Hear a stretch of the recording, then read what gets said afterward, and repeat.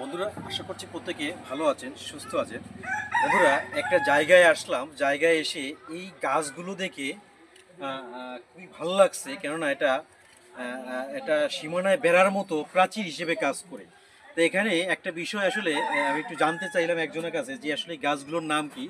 তখন একটা লোক একটু ফান করেই বলে ফেলেছেন এটা হচ্ছে মানুষ শায়েস্তা করার গাছ। জিজ্ঞেস করলাম এটা বললেন কেন? তখন উনি বুঝাইলো যে প্রতিটা গাছের কাঁটা রয়েছে, আসলে কাঁটাগুলো খুবই ধারালো বলে এইগুলো মানুষ আসে, অনেকে না জেনে এসে ধরে এবং এটা ঘা খায়। হ্যাঁ, যার কারণে মানুষ শায়েস্তা হয়ে যায়। তো যাই হোক, আসলে উনি একটু ফান্নি করে বিষয়টা বললো, আমার ভালো লাগছে না। হ্যাঁ, ফান্নি করে বিষয়টা বলার পরে বিষয়টা ভালো লাগছে না।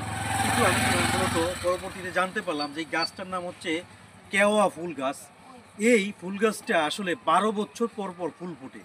এটা এমনই এক ধরনের বা এক প্রজাতির ফুল গাছ যা 12 বছর পর পর ফুল ফোটে এবং এখানে সারিবদ্ধভাবে দাঁড়িয়ে আছে অনেকগুলো গাছ।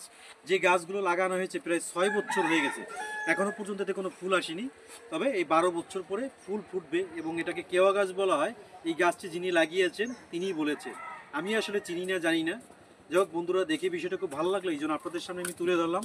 বন্ধুরা, এখান থেকে বিদায় নিচ্ছি। প্রত্যেকে ভালো থাকবেন, সুস্থ থাকবেন সেই প্রত্যাশায়। ধন্যবাদ সকলকে।